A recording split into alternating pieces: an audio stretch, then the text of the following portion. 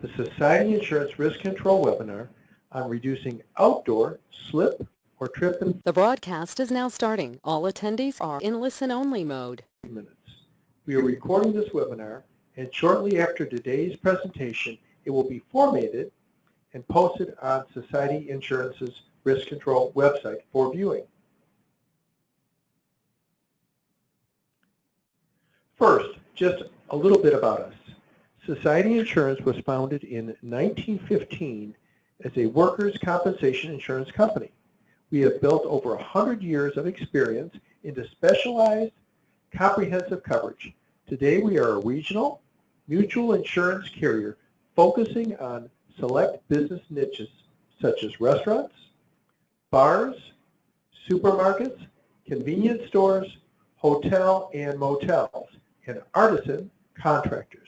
Along with workers' compensation insurance, Society provides property, auto, and liability coverage, focusing on the small details that make a big difference. I'm Frank Norton, and I will be your speaker today. I am a senior risk control consultant, and my job is to work with Society policyholders to reduce hazards that could develop into claims.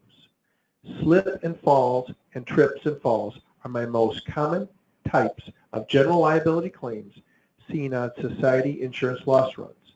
Most of my time is spent working with policyholders to reduce hazards that cause these claims and set up safety programs to prevent them.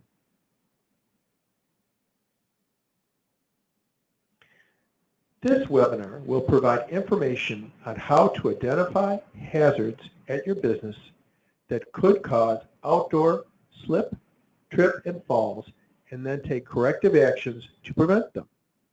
We will discuss prevention strategies and look for visual examples for parking lots, exterior walkways and sidewalks, curbs and ramps, snow and ice, patios and decks, stairs and steps. Let's get started. First, we will discuss parking lots and strategies to prevent slip or trips and falls.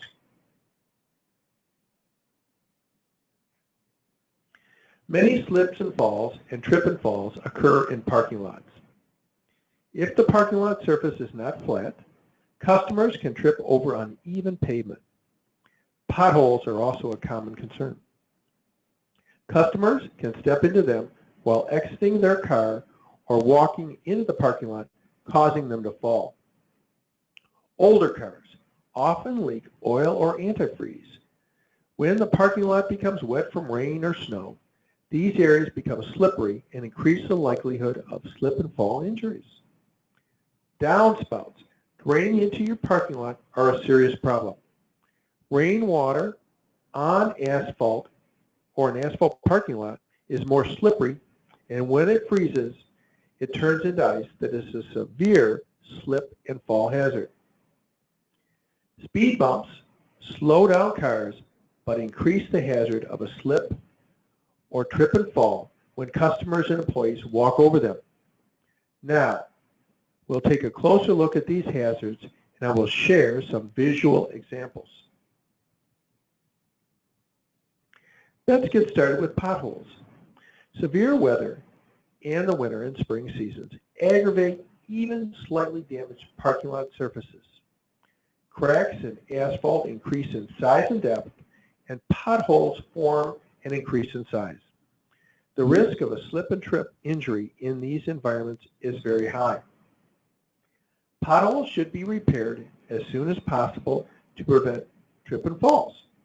Consider periodic seal coating of asphalt parking lots to seal cracks and prevent water intrusion. Water intrusion is a concern because in winter it will freeze, increase the size of the crack, and eventually create a new pothole. This is a trip and fall hazard. Customers do not see potholes when it is dark. Customers and employees who unfortunately step into potholes often trip and fall. And what about women's heeled shoes? Heels often catch the edge of the potholes, causing a trip and fall. This is a picture I like. This is a society policyholder who is proactive in warning their customers of a pothole hazard. The parking lot pothole marker is inserted into the pothole and not removed until the pothole is repaired. This marker can be seen during the day and at night. Note that there is a circular reflector installed on top of the orange marker, as well as 2 layers of reflective tape at the top of the pothole marker. Customers' vehicle headlights reflect off these areas at night. The orange is visible during the day. A common trip and fall hazard are manhole covers that are not even with the parking lot surface. They may be raised above the surface of the pavement or lowered below the surface of the pavement. Parking lot drain grates are also a trip and fall hazard if they are not flush with the parking lot pavement or the curb. A contractor should repair the pavement around these areas as soon as possible to prevent trip and fall injuries. This is a picture of a manhole cover that is below the parking lot pavement surface. It is a trip and fall hazard. It needs to be raised and the asphalt around it repaired by a contractor.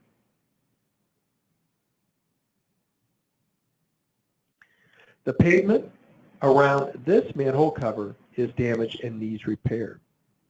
There is also a pothole next to the manhole cover that needs to be repaired.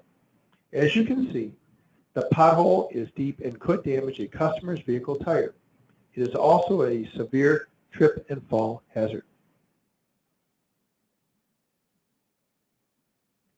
What about tire stops?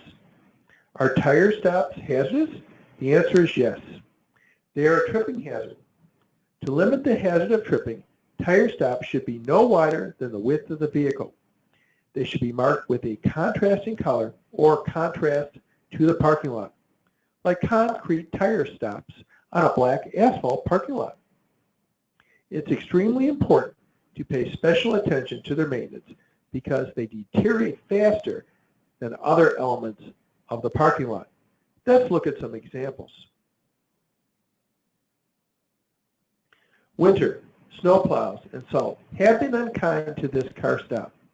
It is a trip and fall hazard as well as a vehicle damage hazard. This car stop needs to be replaced because it is beyond repair. This wheel stop has good contrast to the parking lot. This is a concrete tire stop on a black asphalt parking lot. Drivers pulling up to park and customers walking in the parking lot can see this concrete tire stop. This society insurance policyholder has painted their concrete tire stop yellow to improve their contrast against the asphalt pavement and concrete sidewalk. This helps to reduce the hazard of trips and falls. Downspouts draining onto your sidewalk and parking lot are a severe slip and fall hazard. Rainwater on an asphalt parking lot always makes it more slippery. When it gets cold, rainwater on sidewalks and the parking lot freezes and turns into ice. Downspouts should be routed to discharge water away from the building into areas with no walk-through traffic. This will reduce the hazard of customer and employee slips and falls and serious injury. The rerouting of water can also reduce the possibility of structural and water damage to the building foundation and walls. This downspout drains into the parking lot. When the temperature drops, water from the roof freezes on the parking lot. This may be commonly overlooked, but painted markings for handicap parking spots can be hazardous. Standard paint becomes slippery when wet and increases the hazard of slips and falls. Use yellow warning paint that has a slip-resistant aggregate for warning striping. Use white and blue warning paint that has a slip-resistant aggregate for pavement, handicap, sign painting. To reduce the hazards of slips and falls, the warning striping and pavement handicap sign painting should have a slip-resistant aggregate. Here is a disabled person parking spot in a grocery store parking lot. The paint should have a slip-resistant aggregate to reduce the hazards of slips and falls.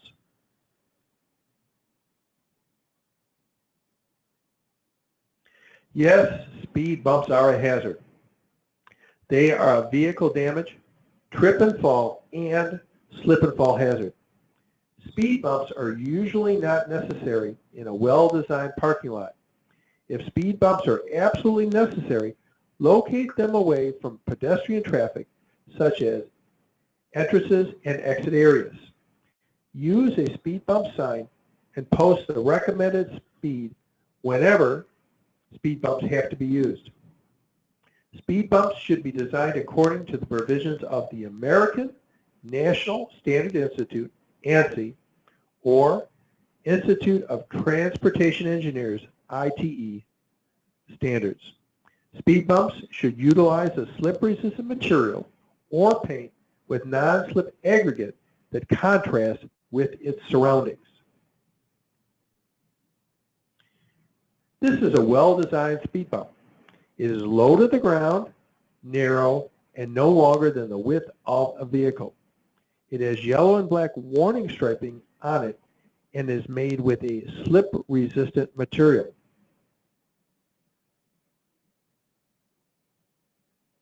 How can you prevent parking lot falls? Falls can be prevented through a number of steps. Good parking lot lighting allows your customers to see where they are walking and avoid hazards.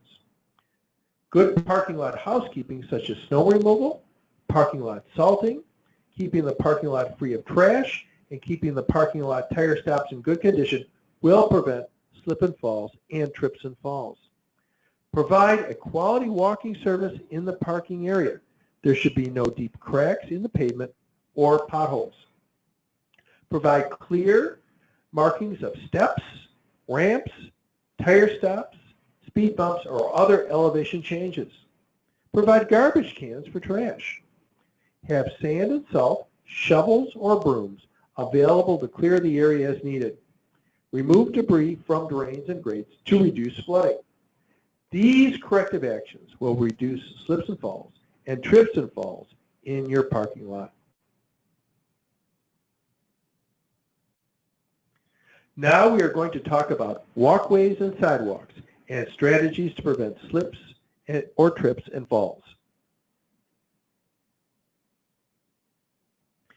To reduce slips and falls and trips and falls, you need to determine who will be responsible for the walkways and sidewalks surrounding your business. Schedule regular inspections of sidewalks and walkways, and increase the frequency of these inspections during winter months to monitor for refreezing. Keep extra salt and sand near entrances to spot treat sidewalks, walkways, but take care not to overuse. If you use too much sand or salt, it can increase a slip and fall hazard. Your walkways should be in good condition, free of cracks or potholes. Your walkways should be at the same elevation as the top of the curb to prevent tripping at the top edge of the curb.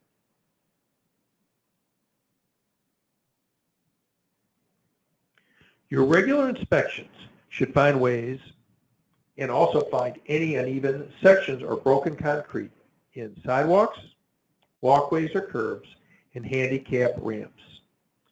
Any hazardous areas should be addressed with proper measures. Difference in elevations greater than 1/4 of an inch create a trip hazard because they are unexpected. Use a measuring stick or 4 pennies stacked on top of each other. This will equal 1/4 of an inch. If these variances are found, repairs should be made, and all repairs should be performed by qualified contractors. Your handicap ramps and curb transitions should be highlighted with yellow warning paint, which has a slip-resistant aggregate. Let's look at some examples. In the picture on the left, your inspection has found that there is a section of the sidewalk that is sunken, creating a trip and fall hazard at the edge of the second sidewalk section. In the center picture, your inspection has found broken brick pavers in the walkway that are a trip and fall hazard, especially for women wearing high heels. In the picture on the right, your inspection has discovered that the sidewalk and curb are damaged. The sidewalk is uneven, creating a trip and fall hazard. In addition, there is a difference in the elevation between the curb and the sidewalk, creating a trip and fall hazard where the sidewalk meets the curb. Trip and falls commonly occur at entrances and exits. You need to pay closer attention to these areas at your business. If you discover broken pavement, mark it with yellow paint that has a non-slip aggregate added to it until it can be repaired by a contractor. This picture shows a raised manhole cover that is above the surface of the walkway. In this situation, the restaurant operator leases this standalone restaurant building from a landlord. It is the landlord's responsibility to repair the manhole cover in the walkway. If the landlord will not take care of the repair, be aware that you, the restaurant operator, has a general liability exposure by lease agreement. Send the landlord a certified, receipt requested letter advising of the specific hazard, its location, and requesting that the landlord schedule repairs as soon as possible. The raised manhole cover in the walkway creates a trip hazard. If you don't have control to make the necessary changes, alert customers to the obstruction. This is done by painting the manhole cover with yellow warning paint that has a slip-resistant aggregate in it, and placing orange warning cones or warning barricades around it. To prevent general liability claims that would increase the restaurant operator's general liability insurance, the restaurant operator may choose to pay for the repairs himself.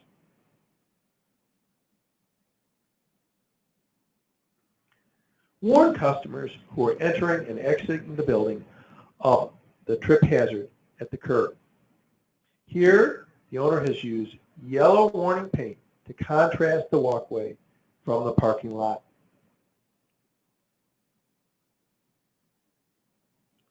When ice and snow build up, it should be addressed. Keep extra sand and salt at entrances, and increase the frequency of outdoor inspections when you have heavy, snowy, icy conditions.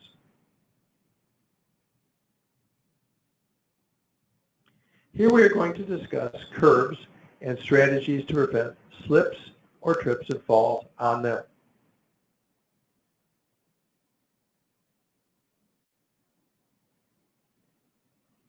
Curbs need to be properly designed to prevent trips and falls. Curbs should be 6 inches high. Curbs leading to entrances and sidewalks should be painted a contrasting color, such as yellow, white, or red. Pay special attention to the contrast of the curb with the surrounding surface, particularly at night.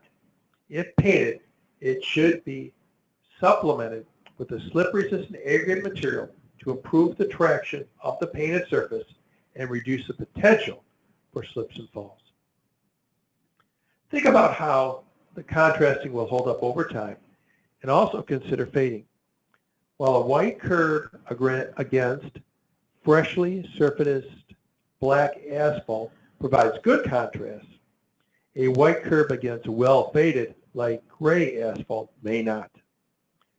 Curb cutouts that are installed to provide handicapped access should also be marked with contrasting paint, and grit should be added to the paint to create surface roughness. Are curbs a hazard? Here are some examples. When curbs are less than 6 inches, they create an unforeseen trip hazard. Customers expect curbs to be higher, so it is easy to miss these and then trip and fall. Curbs with cracks, settlement, drainage problems, snowplow damage, or significant spalling or other deterioration are a trip and fall hazard. Curbs that have settled and resulted in obvious low spots are a trip and fall hazard, so these curbs have to be raised. Curbs that do not contrast with the surrounding surfaces are difficult to see and can cause a trip and fall. Let's look at some examples.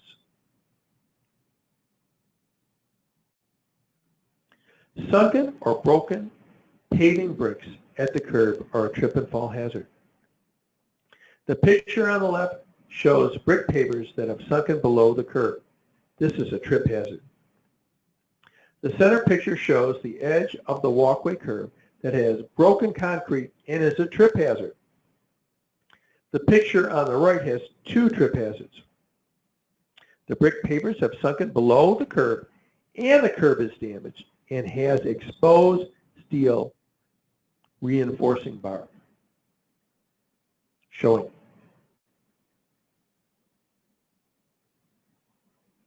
The curb in the picture on the left has no contrast between the concrete curb and the concrete parking lot, which makes it difficult for customers to see, especially at night. The curb in the picture on the right does have yellow warning paint, but the sunken walkway is lower than the curb, which is a trip and fall hazard.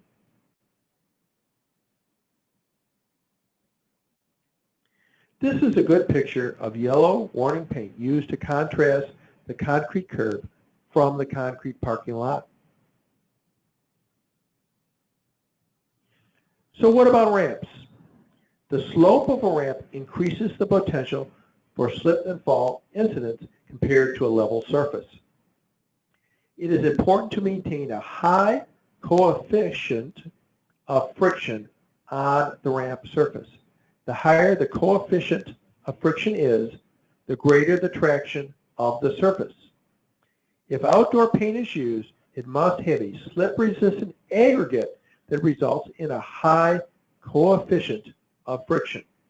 The Americans with Disability Act requires that curb ramps that are used as part of an access pathway have a coefficient of friction of 0.8.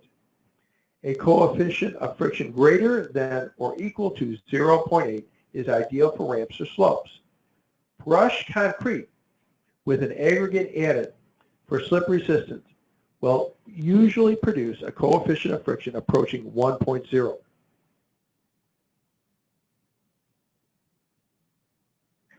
Curbs and ramps can increase the potential for fall-related incidents when people approach the ramp from side to side or perpendicular to the ramp path. Customers can trip on ramps when they step on them from the side instead of stepping on them from the bottom or top of the ramp. The sides of the curb ramp often slope down to the ramp depression, and people tend to lose their balance if they don't see the ramp. Customers walking along sidewalks who do not notice the ramp may lose their balance when they step onto it and fall. To warn customers of the ramp, outline the sides of the curb ramp with contrasting yellow paint to highlight the ramp and warn of elevation changes. Standard paint becomes slippery when wet and increases the hazard of slipping and falls. So warning paint must have a slip-resistant aggregate. Yellow warning paint that has a slip-resistant aggregate should be used for curb warning striping and handicap ramp striping. Due to the constantly changing climate changes, such as sun, rain, and snow, and foot traffic, most outdoor paint will begin to fade within a year or two. Plan on repainting every 2 years or when the remaining coating has been visibly reduced or becomes faded. In the picture on the left, yellow warning paint is used to contrast the handicap ramp from the parking lot and walkway. In the picture on the right, red concrete is used to contrast the handicap ramp from the parking lot and walkway. Now we're going to talk about the hazards of snow and ice and what strategies you can use to prevent slips and falls in these conditions. Our reference standard is ASTM, American Society for Testing and Materials, standard F2966-13, standard guide for snow and ice control for walkway surfaces. Snow and ice are common thought of as a slip and fall hazard. It is important to implement controls to reduce the risk of injury. Utilize a combination of preparatory methods before the snow and ice arrive and ongoing methods after the snow and ice arrive. Prioritize procedures based on pedestrian usage. High traffic areas like entrances and exits are greater hazards than low traffic areas that are not normally used by customers or staff. Monitor surfaces, walkways, ramps, and parking lots, and treat as needed for refreezing. Plan ahead. Your controls for snow and ice should be in writing. Snow contractor service agreements should include details like means, materials, methods, and diagram of surface area. Painted surfaces should include proper application of abrasives. Downspouts should direct drainage away from walkways or underground or through covered trout drains to prevent water from freezing.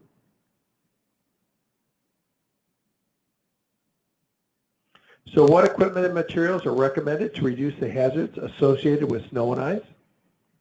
The preferred methods for snow removal are snow plows for parking lots and snow blowers for walkways, simply because they can remove snow quickly. Staff should use snow shovels to remove snow in areas that this larger equipment cannot get in, and to spot clean entrances as needed during the day or night. Use sand or other abrasives to create traction when de-icing materials or salt are not practical. The location of snow piles in this picture increases the risk of ice near the door when the piles thaw and refreeze. Also notice the damaged gutter above the door. This allows melting snow from the roof to drain onto the pavement right in front of the door entrance, which can then freeze and turn into ice. In this picture, we can see a water puddle in the parking lot, which can freeze at night, creating a slip and fall hazard. Ice is very difficult to see at night on black asphalt pavement.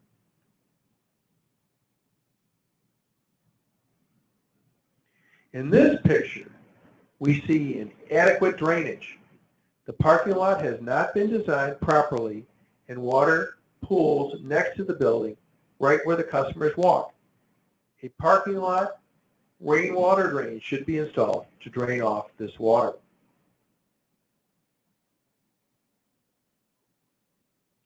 In this picture, we see snow and ice buildup in the parking lot stall between two SUVs. When the snowplow cleared the parking lot, there were cars parked in this area, and the snowplow could not remove the snow. Now the snow is turned into ice. This area should be manually salted by the staff.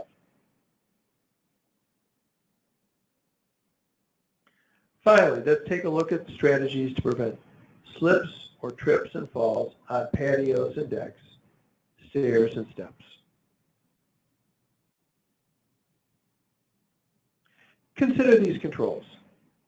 Build patios and decks, stairs and steps with slip-resistant materials or apply slip-resistant coatings to them.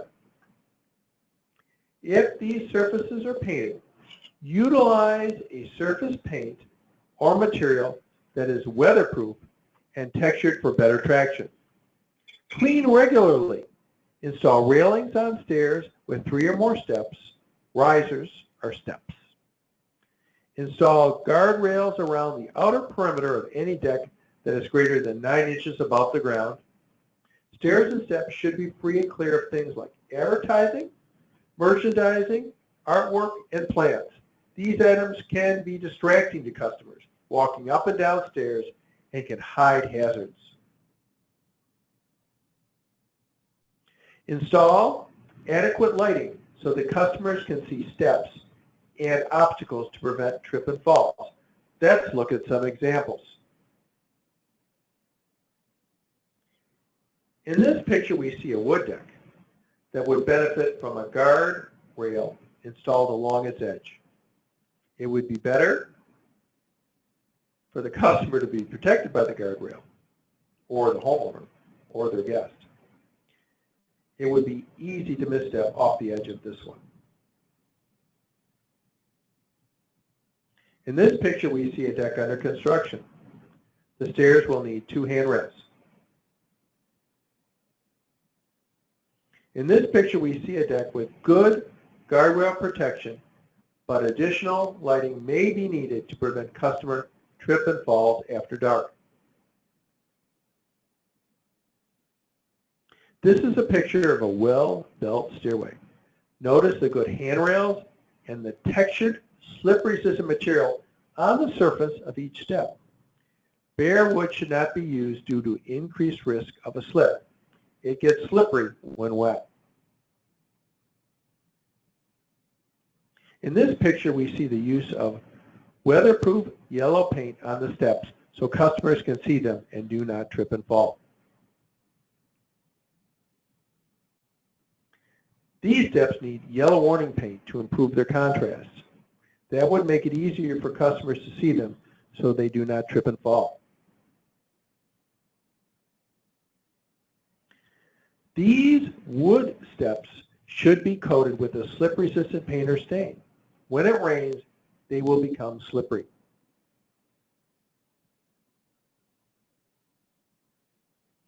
To reduce slip or trip and fall incidents, the first step is to think about the slip or trip and fall hazards outlined in this presentation. Identify those that exist in your business. Then, use the corrective actions provided in this presentation to eliminate the hazards and protect your customers and employees from injuries related to outdoor slip or trip and fall incidents. We hope you have enjoyed this presentation and have learned new information about outdoor slip or trip and falls that will benefit your business. You can find more resources by visiting our website, societyinsurance.com. We do have additional webinars on the calendar. We are proud to provide these flexible learning opportunities where you can listen in for relevant discussion and valuable tips without having to leave your business. Don't miss our upcoming webinars. Preventing fire hazards for restaurant meat smoking operations, which occurs on Friday, August the 11th, 9 a.m. to 10 a.m. And our active shooter preparedness for grocery stores webinar, which occurs on Friday, December 8th, between 10 a.m. and 11 a.m. To register for our webinars, visit societyinsurance.com. Click on the Risk Management tab at the top of the page. Then click on Education and Training from either the drop-down menu or in the gray box on the left-hand side of the page. The webinars are listed here, and you can click the links to register. We hope you'll join us and share these opportunities with your friends. Thank you.